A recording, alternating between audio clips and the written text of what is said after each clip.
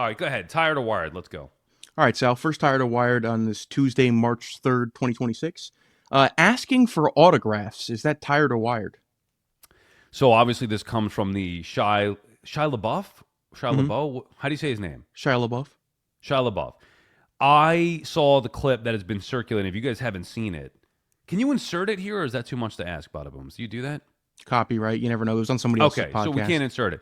Shia LaBeouf went on. It was another podcast that he went on, Mm-hmm. and he was talking about getting autographs when he was a kid outside of Dodger Stadium, and ripped Mike Piazza to shreds, saying that Piazza was so hard to get, never got him. He said Brett Butler signed all the time, Hideo Nomo signed all the time, but he could never get Piazza, and then started to, MF Piazza and blah, blah, blah, blah, blah, but also said it inspired him to make sure he signs everything. Now, I will say, side note, before I give you the answer here, I actually feel bad for Shia LaBeouf because he seems like a tormented soul. Like, I know he comes across as an asshole. I don't think he is. I think he must have had some issues as a kid. Because if you're telling me as a young kid, I could relate to that because I did the same thing. Going to the ballpark, trying to get autographs as a younger kid, even in my early teens, whatever. That's like that to me shows like a, not the badass, tough guy type attitude that you would think. It shows a young kid like, oh, can you sign my ball or photo, whatever. And I don't think he comes across like that. So I don't know what happened to him along the way, but he seems like he needs some help. Otherwise, he's going to be in trouble here, Shia LaBeouf. He was in Holes. You ever seen Holes? No. Love Holes. Transformers, right? What else was he in? Transformers was all right, but no, All right, what Hole else? is the one for me. I What can look what it up else? real quick for you. You get his IMDb up. IMDb. Yeah, I like him. I feel like I like him, and I do feel badly for him. And I like him even more after he brought that stuff up about the Piazza stuff, and I can relate. And Piazza, Great Shia LaBeouf movie I just pulled. What? Surf's Up. No, not familiar with that. Give me a quick rundown. What else you got? So I have Fury, Man Down, Hmm. Borg versus McEnroe. Big Nick fan, McEnroe. Honey Boy, that was a huge Oscar bait. Maybe I saw the Peanut Butter Borg versus Falcon, another. No, I never heard of any of these. How do I even know Shia LaBeouf? Was he in a American TV show or Honey. something? No, he was a child actor. I think that's why you probably know him. Oh, he's Indiana Jones, Eagle Eye, Disturbia.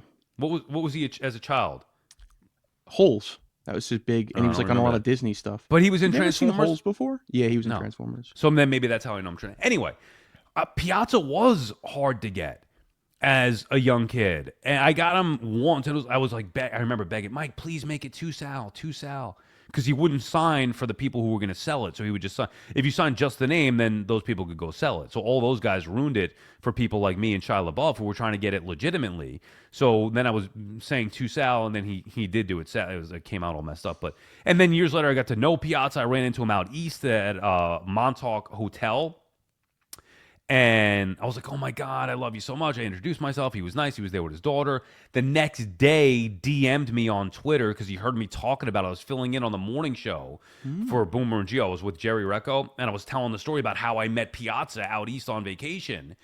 And he was great. Piazza DMs me on X saying my daughter and I were listening in the car on the way home. It was so funny. Thanks for the mention. And then him and I became kind of friendly since then. But he was very difficult to get in his playing days. And then like I saw him at an event and he just signed a ton of things for me. And now it's like I'm an adult and I don't even care about this anymore. So to answer the question in a long way here, Badabooms, I think it's tired. For me, at this point as a 46-year-old, I think autographs are tired. Although I come and go. Sometimes I think like, would it be cool to have like a childhood cards? Couple years ago, I ran into Greg Jeffries at Queens Baseball Convention. Had him sign a Topps card for me. It's more nostalgia than, and then even that, like, what am I doing with this stuff, But I would say more tired than wired at this point. Where are you at with it? I want to insert on Piazza, and then I'll tie it in with the autographs because I remember one of your great when I listened to you, but Piazza, I went to his ceremony when they retired the number there. Yeah. And I had to sign something like "Thank you, Piazza," whatever. I was like 8 or 9 years old. Like I never at that point watched Piazza play,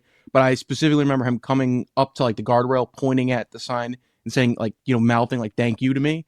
Fan for life. And then I had to go on and do all the research on him. So from my experience, when I heard, but why that, would you do that as a Yankee fan? That's odd behavior to me. My grandfather, his parents were split. His grandmother was a diehard Yankee fan, like diehard 162. You went with him? Yes, okay. And his father was a Met fan, so he supports both teams.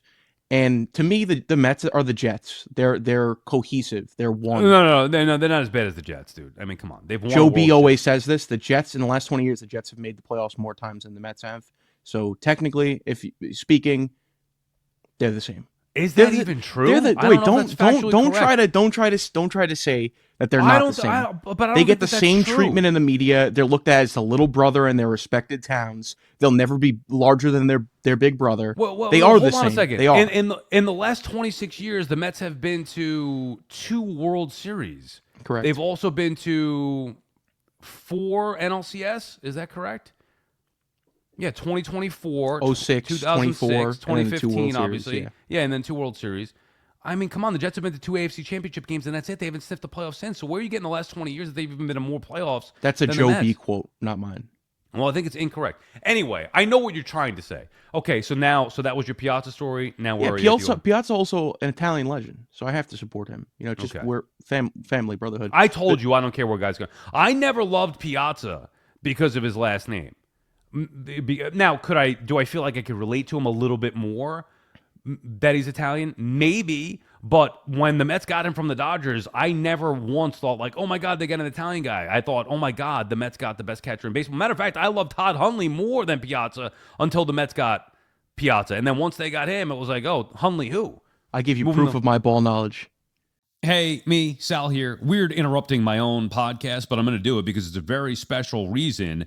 We have Mets-Yankees Subway Series tickets to give away, courtesy of Sachdev Family Orthodontics in Rockland. Right now, we have 2 tickets, 1 pair of tickets, Mets-Yanks field-level tickets. It's the first Subway Series matchup of 2026 out at Citi Field. We'll be giving them away once we get to 10,000 subscribers on the YouTube channel. We're at about 6 right now as we record this. So we're getting there. Ways to go. Games in May. If we don't get there, I guess just Badabooms and I will go. But anyway, a pair of tickets, Mets-Yankees Subway Series, Friday night, Citi Field, first game of the year between the Mets and the Yankees for 2026.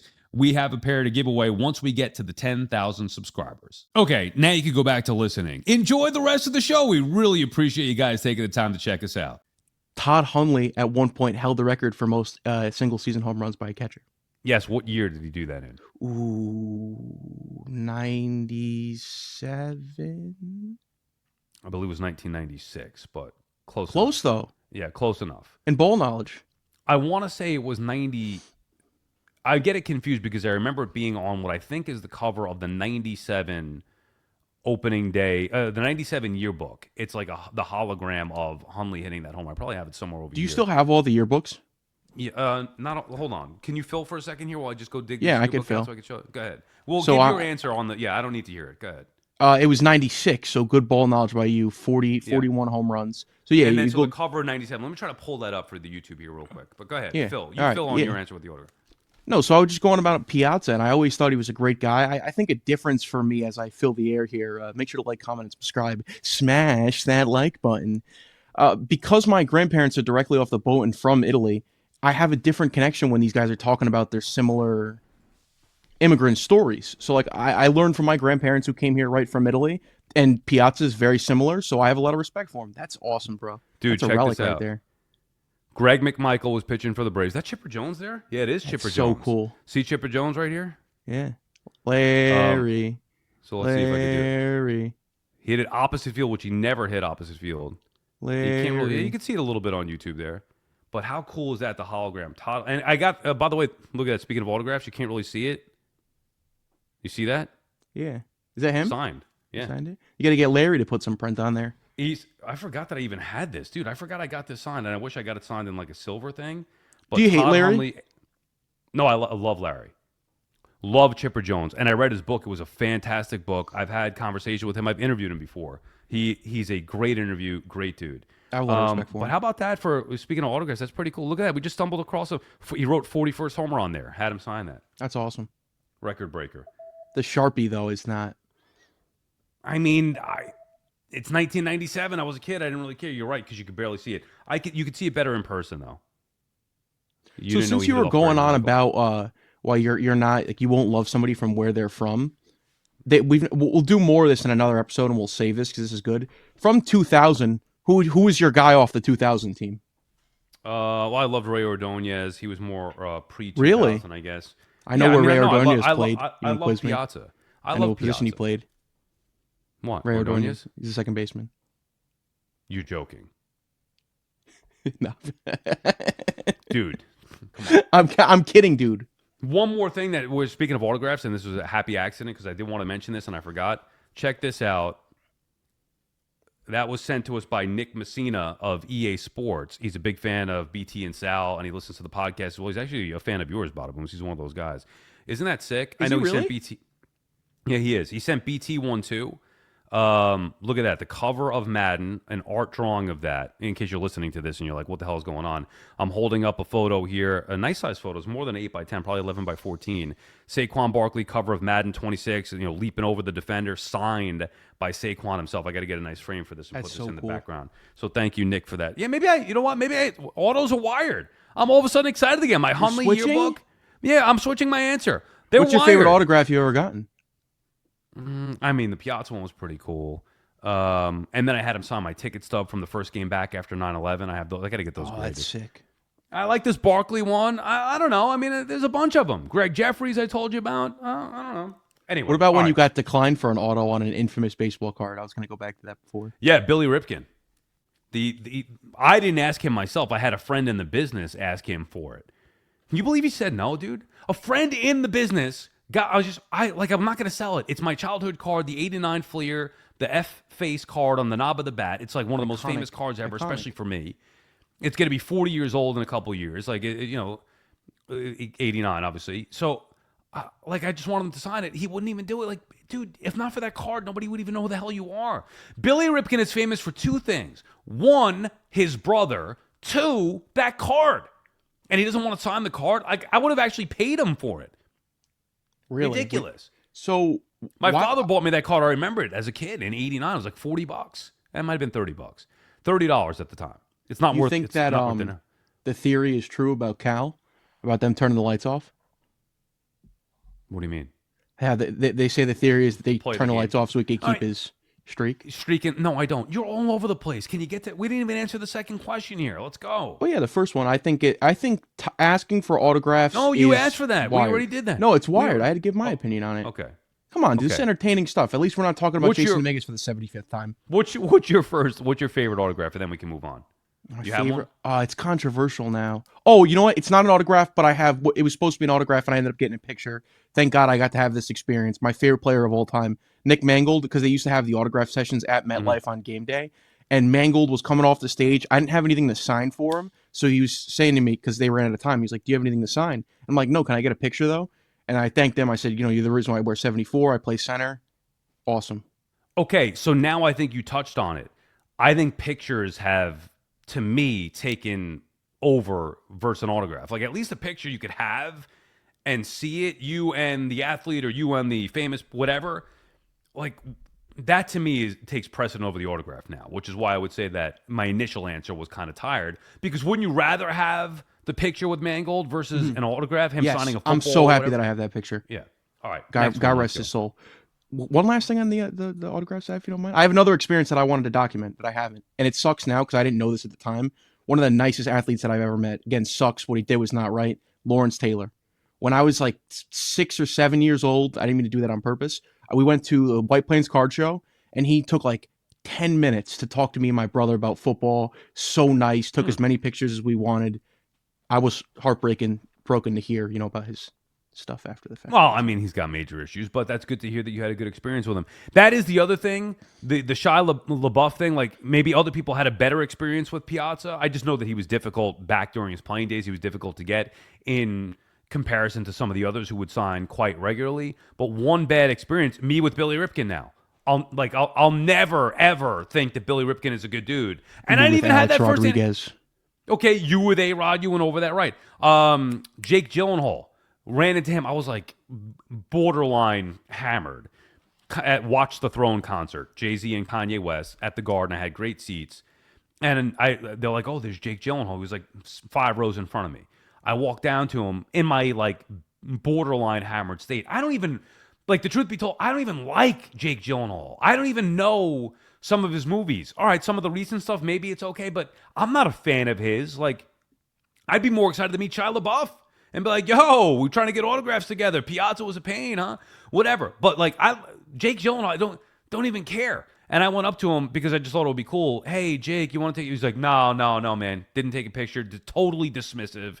It was just rude to me. Now, maybe I shouldn't have gone up to him, whatever. But I mean, it wasn't like he was being bombarded with people, and he was rude to me, and I'll never forgive him for that. I always hate Jake Gyllenhaal because of that, and I hope every movie that he has fails. He was in Spider-Man 2, the second Spider-Man. I know. Wait, by the way, watch The Throne. What a poll. How did you get there? What did you do to get those tickets? I know. I think I just bought them. Me and my buddy bought them. Wow. Yeah. It's iconic. I was at the Garden, a great concert. Anyway, all right, go ahead. Let's wrap this up. Second Tired or Wired. The World Baseball Classic, Sal. Tired or Wired? This is going to surprise you. I'm going to say Wired. I've never been into it before. For some reason, maybe it's just my need, my thirst for some kind of baseball now. Spring training is just not doing it for me. I'm sorry. It's going to be competitive baseball. And the last one, the end of the last one, I remember watching it, some of it at Terry Collins' house. I was down in spring training. That was the last time I went to spring training a few years ago. We had the game on. We were watching it, the Ohtani game. Where, he ended up. Who did Ohtani strike out? Mike Trout. Yeah, exactly. Thank you. It was an Good iconic call. moment. I know. There you go. So we were watching this. Anyway, I was into it a little bit. I'm anticipating this one more than I ever have before. Also, now here's my question though, because I'm torn. I love Soto, and the fact that Soto's going to be on, Team DR, and he loves it and he's pumped up. I kind of want to root for him, but does that make me a bad American not rooting for the U.S.? It's always a weird. Am I going to root for Aaron Judge and U.S. over Juan Soto and the Dominican? I'm kind of torn with that. So do I root for individuals? Do I root for the U? That's where I have an issue, but I'm looking forward to watching what I believe will be intense, competitive baseball. Why don't you pledge your allegiance right now to the DR? Well, I'm not going to root for Aaron Judge. Why not? Because that's why. See, that's why I don't like this event to begin with. I'm going to root against Juan Soto's my favorite player. I love Juan Soto. I loved him before he was a Yankee, before he was a Met. I love Juan Soto. So I want to root for him to have success. But I'm not. I don't want to go against U.S. Here's the thing. I really don't care who wins. That's the truth. I want to watch competitive baseball. Maybe if you throw a couple of bets down on it, maybe then you start to care. I'm not going into this like, USA, we got to show them. Yeah, we got to show them. Because really, what does a sporting event show about the country? Like, okay, great. The U.S. won the gold in hockey. Now what? Like, we haven't won in 40-something years. So what? What does that mean? We're the greatest country in the world? Like, we're that anyway. So I don't think we need to win the World Baseball Classic to prove how great it is. Now, if it were U.S. versus DR in the final, maybe that's a different story. Maybe I start to root for U.S. there. I don't know. I'm torn. I want to root for individuals, and I just want to watch competitive, intense baseball. It's great for growing the game. I think that's what a huge benefit, and why I also say it's wired. But, Dude, we got to grow the game, though. My generation has no care in the world for baseball. They're so off of baseball, and the only reason why they'll watch it is for gambling purposes. Dude, I'm the 22-year-old. You're the 47-year-old. Like, what are you talking about? Yeah, but you 46. You even said it yourself. There's fantasy, there's gambling. Okay, but they're still watching it. Baseball's not dying. Young people are into it. Yeah, I'm trying to burn the torch. Like, don't act like I'm the bad guy here. I love the sport, and I want to keep it alive. How is it growing the game? How does that benefit you or me, growing the game? Because there are people who are either from the Dominican, from Puerto Rico, or America, maybe from Italy, maybe from Japan, who potentially didn't have a father or mother who watched the sport, and I was saying, hey, this guy's from the same place that I am. At first I like basketball or football, but now I found the new favorite player because he plays for my home country, and I want to follow him, and let's say he plays for the Dodgers. Okay, now I'm going to root for the Dodgers. Let's say he plays for the Mets, Juan Soto, Dominican. I'm going to root for the Mets now. And that can create a lineage of fans. Because of the World Baseball Classic, that one fandom can be spurt and cause a whole bloodline of Met fans. Okay, how does that impact you or I? because the game comes back to relevancy and ESPN's covering it again, and it's huge and it's everywhere. The game is relevant. We don't need ESPN to cover it. Look at all the TV deals amongst that they have. the youth. It's not. It's like the third most popular sport amongst I care about one thing and one thing only. The team that I grew up rooting for, I want to see them win. Period. End of story. Yeah, but isn't it on a higher pedestal, Sal? If baseball is the #1 in the world again, and everybody cares about baseball, it was a great World Series. I mean, that to me is better. Growing the game, playing the game at a more crisp level, at a better pace, all those different things. Cleaning up the product that you have here, that to me will grow the game better than playing in a World Baseball Classic that ultimately to most fans here doesn't mean as much as it does. I'm not going to say it doesn't mean anything because people do care about it. If you ask Met fans or Yankee fans, would they rather the U.S. or whatever country they're rooting for win the World Baseball Classic or the Mets or Yankees, whatever team they root for, win the World Series? I think we know the answer. You're 100% right about that. I hope the answer is the World Series. You are right about that. And the difference is that it's not for us, Sal. Just like with wrestling, and we had this conversation, Unreal isn't for the current wrestling fan. It's for the casual wrestling fan, right? The same way the World Baseball Classic, it's not for the diehard historian baseball fan, people who could tell you about the days of the Polo Grounds and Willie Mays catching it backwards. Yeah. It's for to get this newer fan base involved. I know the sport. I love the game, and I want it to grow. Go back to real quick about why last year's World Series was so big. It was so big, Sal, because there's a reason that people are watching the game. They want to see the Dodgers lose. That's another moving piece that's incorporated into this. We have more reasons now. People want to watch the Dodgers lose, and people want to watch players from where their home country. I love how everybody now grow the game, like they're the commissioner of the sport. Be a fan. Fans don't need to worry about the game growing. Fans need to worry about what their team is doing and rooting for their team. Stop being GMs and the analytics and the data, the prospects, all that. Stop. Just be a fan. Everybody be the commissioner, be the GM, be the manager. Just be a fan. When it comes to my favorite team, I could be a much better general manager. Not than Darren Muji. I got a lot of faith in him right now. But I'll tell you one thing. Coffee Guy. What's Coffee Guy doing these days? All right, let's wrap it up. We're already going past the time limit here. Wired. On this, you're also wired. I am wired for the WBC. Final Tired or Wired of this March 3rd, 2026. It's a Tuesday here. Girl Scout cookies, Sal. Tired or wired? That's a wired for me. I dug into the Samoas. Yes. The purple box last night. Correct. I ordered like 8 from my niece. I got another one, a coworker, a friend. Like I told you, I think we talked about this, how you get pressured into buying all these cookies. And now is the time where they're here. My wife dug into the Do-si-dos last night. There's a new flavor. I forget what they're called. Adventure or something, maybe. They're freaking delicious. Adventure? Adventure? I don't know. Look, can you look it up? Or can you pull up the new Girl Scout cookie flavor? Yeah, I'll do it right now. But that's wired for me, man. I can't help myself. Now, I don't want them. I got to try to lose weight, especially coming back from vacation. Exploremores? Yeah, maybe that's it. Adventurefuls. Yeah, Adventurefuls and maybe the excuse me, maybe the Exploremores as well. Is that a purple box? It doesn't show the box, just the line up here. Yeah, what's the Adventure whatever ones? The Adventure, it's got like a little like peanut butter in the middle and then a little like stripes. Yeah. Very good. Even the Exploremores aren't bad either. I like those new ones. You have where are you at with this? So I'm wired on girl. Like every year I don't want them, but then I get them and I just can't stop eating them. Where are you at? First thing is take a look at me. Of course, I love Girl Scout cookies. Second thing, I think a more controversial aspect of this. Are you a Girl Scout cookies in the freezer guy? No, but I might throw some Thin Mints in there. Maybe I'll do one sleeve of Thin Mints in there. You got to put the TMs in there. The TMs have to go in there. TMs. So you're wired with that as well? Absolutely. Only Thin Mints? Hell, if no, I love them all. Love them all. I love cookies. You know about I love cookies? No. Receiver for the Bills. How's it blanking on my mind? Florida State receiver Keon Coleman. Yeah. The video of him going around, I love cookies, because he's, and then Cam Newton was ripping him for it, and he was saying, the fun-loving guy, stop worrying about cookies, start worrying about your play on the field. Well, Keon Coleman, I agree with you. I also love cookies. I'm going to give this a wired here. There was something else. Oh, yeah, I was going to say how if you have a child who's selling Girl Scout cookies, throw the link down below. All right? I don't have a lot of money. I don't get paid a lot of money.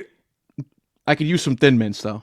You didn't buy any? I'll save you mine. I'll save you my Thin Mints. You didn't get I any? don't have like. There's no So plug. at 22, yeah, A that's true. Girl At 20 Scout cookie plug. where you get older and it's like all the nieces and the friends at work. Hey, you're 22, still people aren't hitting you up. I got some Thin Mints for you. You think, and we'll close with this. You think Giancarlo Stanton could open a sleeve of Thin Mints?